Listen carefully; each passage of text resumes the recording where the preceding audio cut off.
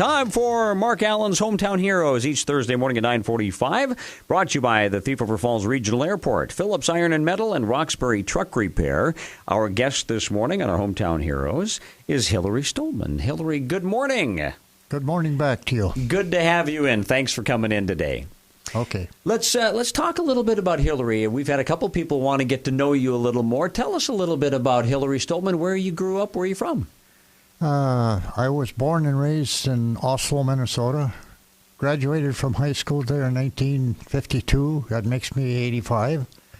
1 week after I graduated from high school, I and a friend took a train from Grand Forks and we went to Seattle, flew into Alaska, and we were going to be adventurous up in Alaska. And little did we know that things were winding down there because the Korean War was winding down, so the government was laying off all kinds of projects there, and so we had only enough money to get up there, so there we were, broke in Alaska, and sleeping in out in the streets and etc. And we finally we had to sell some of our personal items, and we had enough to fly to Alaska. When we got to from Alaska to Seattle, then we had $5.10 between us, and we were too proud to wire for money, so we ended up bumming around in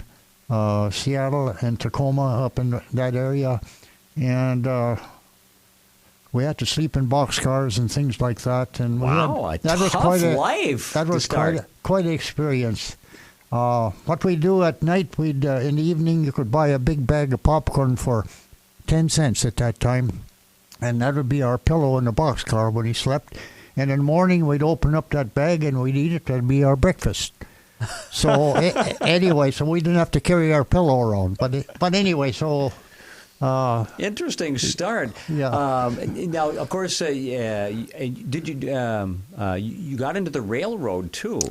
Well, I did have an uncle that lived in Pasco, Washington, and so we ended up working on a ranch. Before we got there, we went to the employment office and we got a job at Boeing Aircraft as riveters. That was the good news. The bad news, they wouldn't pay us for 2 weeks.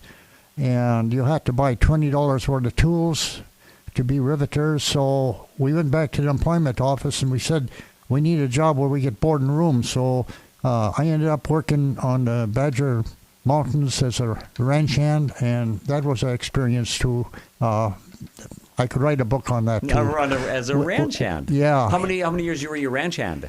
Well, I only worked a month and a half. And okay. We had a couple of runaway horses. Just what got killed up there. And yeah, that was an experience. Tough early life, Hillary. Yeah. Well, anyway, I ended up in Pasco, Washington. I had an uncle that lived there, and he had lost his wife, and so he had room for me. And so I started working what they call ice house, and they manufactured ice. At that time there was a lot of cherries and apples and different produce from Washington going east, and so that was quite an experience. We were loading these boxcars with ice and different things, and I happened to look at the switch engine that was switching the cars, and I saw the fireman with his newspaper. He was waiting for us to fill those cars with ice and etc. And I thought to myself, I think I could handle that job. So I went over and I applied for a job at the Roundhouse, and I was too young to go on the road. You had to be 19, and I was just 18. And so the superintendent says, we'll put you in the Roundhouse for a year, and when you get to be 19, we'll put you on the road. And so I worked in Northern Pacific Railroad for a year, and it was quite an experience. It was 95% steam at that time. Okay, so it was a good experience. Yeah. And you were with what did you start off as a railroad once you started getting out on the line then? When I started out on the Soo Line on the road. Okay. And that was 1953. So working the track then is what you did? No, I was working as a fireman. Fireman. So what does a fireman do? Well, at that time they still had some steam, so you kept the fire going, Okay. etc. And A lot of hard work, wasn't that? well, by the time I started working as a fireman, the heavy freights, they had stokers. That 1024 that's parked by the depot, for instance, I worked on that personally, and that's got a stoker. So basically, everything is done with valves, and we did have some hand bombers. We called them hand bombers, and I did shovel some coal too. Basically, they were just small way freights, probably have 15, 20 cars, and and the switch engines. How long were you with the railroad? 42 years. 42 years. Yeah. Yeah. What was some of your favorite parts of the railroad? What some of the best years doing what? I would say the people I worked with. I worked with hundreds of rails. When I first started working in Thief River, for instance, there was at least 300 employees here. And with the 300 employees, there was probably only 2 that were disagreeable to me. Otherwise, they were a wonderful bunch of people working. And when you worked on the road, everything was... Every run was different because you had different constants on the trains, so different trains handle different ways and etc. And I was working. I'll give you a little illustration. I was working through my hometown of Oslo, and there was some families that were doing sugar beets. They were Mexican in nationality.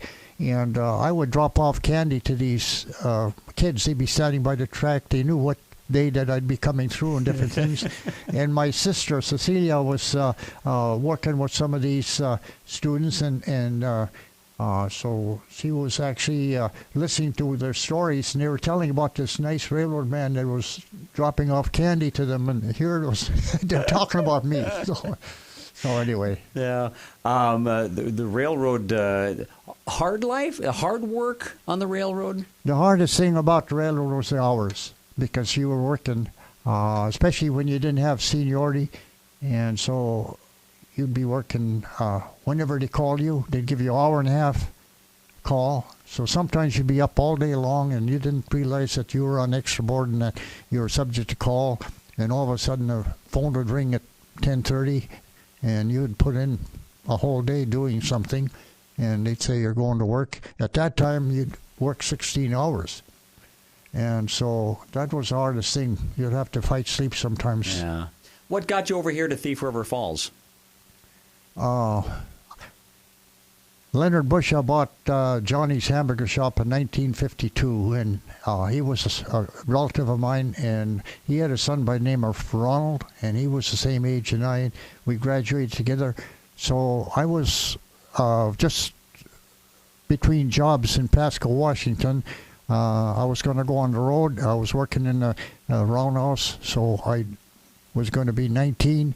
So I came back, and I had a girlfriend at Oslo, and she was going to graduate too. So I was going to go back to Pasco, Washington, and I went to Thief River Falls to visit Ron, and he told me that Salma Ramsey was a pretty good fiddle player, and he was playing a dance job over at Goodrich.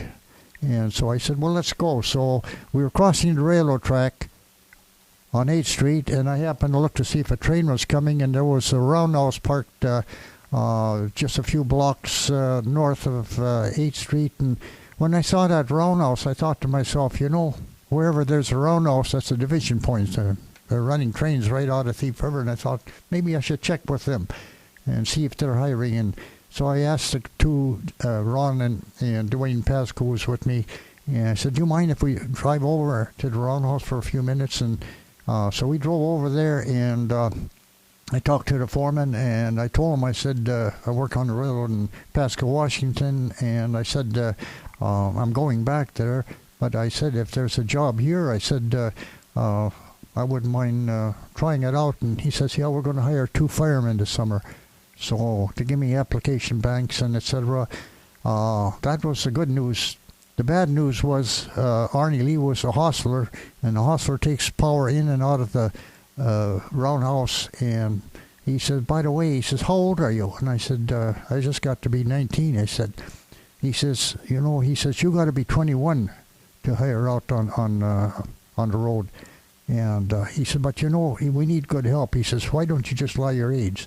So I went back to Oslo and I talked to Artie Grenland, the town clerk, and I says, can you forge a birth certificate so I'm a couple years older? And he says, yeah. He says, I can handle that. So we got a forged birth certificate, so I lied my age a couple of years. So.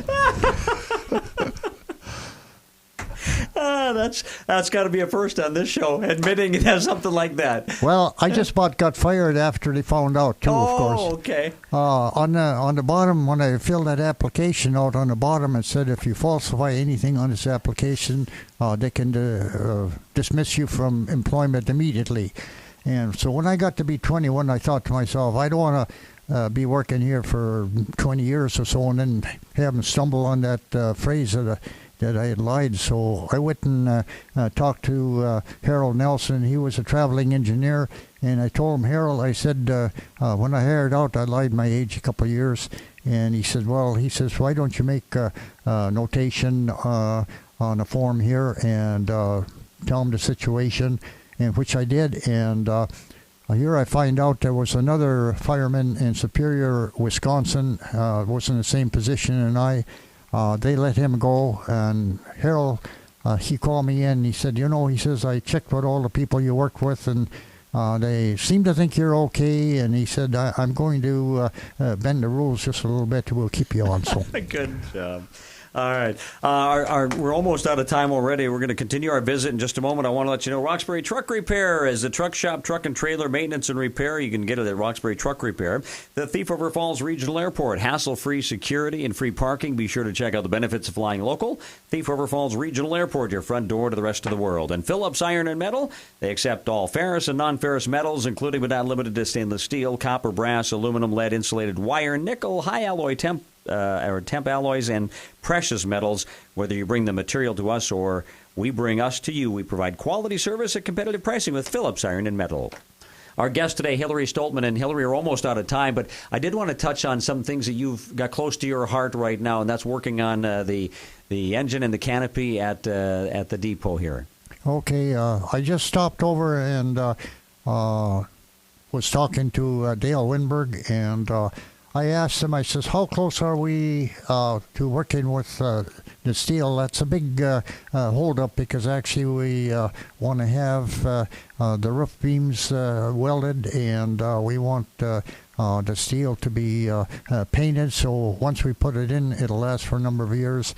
And he informed me that he's about 50% done with the welding, and he's going to have some help shortly here, and so hopefully we had planned on doing the main project last summer, but the city was working on the north side of the locomotive, and that's where we'd have to spread out our metal and different things, so it wouldn't have been a very good year to do it last year, but we sure plan on tackling it this summer. So.